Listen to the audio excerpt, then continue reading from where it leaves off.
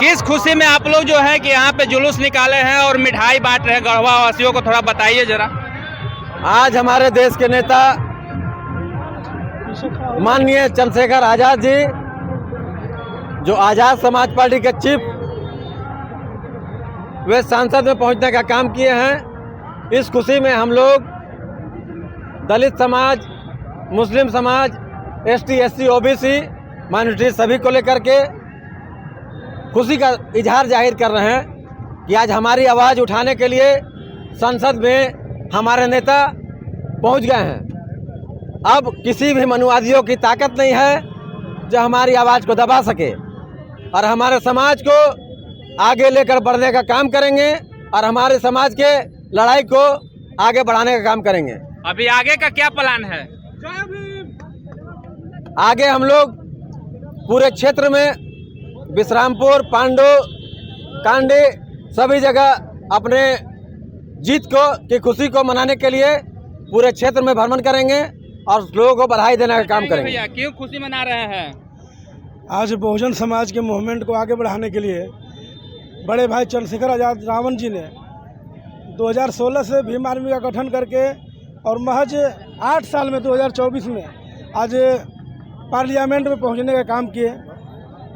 गरीब घर से पैदा लेकर के जन जन के बहुजनों को मूवमेंट को इतना दूर तक फैला दिया कि इंडिया में नहीं, उनका वर्ल्ड में नाम चला गया। बच्चा बच्चा उनका नाम जानने लगा।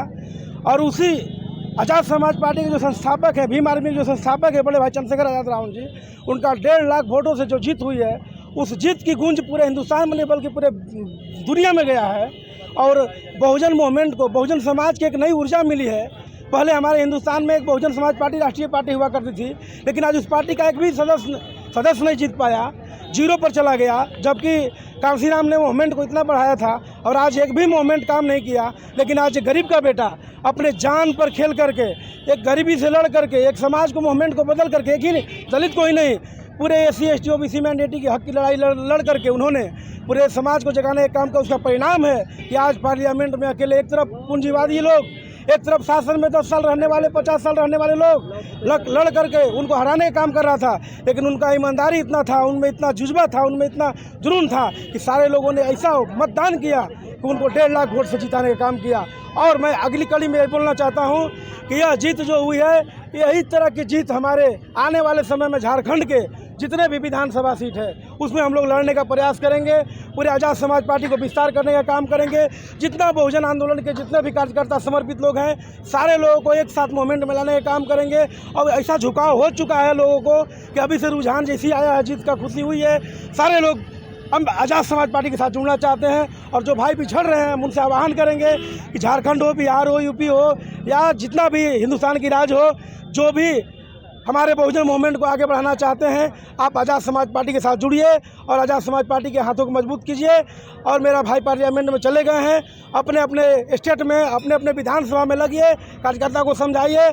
और बहुजन मूवमेंट को अगर बचाना है तो आज़ाद समाज पार्टी से बहुत बढ़िया कोई पार्टी नहीं है, और आज़ाद चंद्रशेखर आजाद रावण से कोई अच्छा लीडर नहीं है इस धरती पर, बिकने वाला नहीं है। जय भीम, जय अध्यक्ष जी।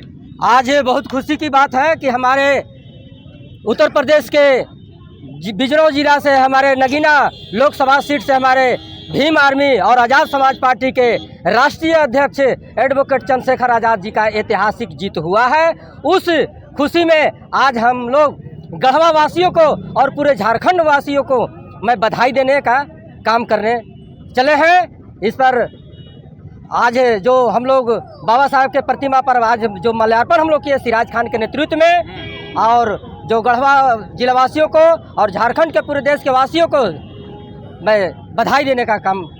आगामी विधानसभा का चुनाव है, जो चंद्रशेखर आजाद जीते हैं तो उनका कुछ असर दिखाई देगा या कुछ ऐसे? एकदम असर तो बहुत दिखाई देगा। अब तो हमारे शेर सदन में पहुंच चुके हैं और हम चाहेंगे कि झारखंड में एक कासियो विधानसभा है, हम लोग एक कासियो विधानसभा पर अपना प्रत्याशी क्या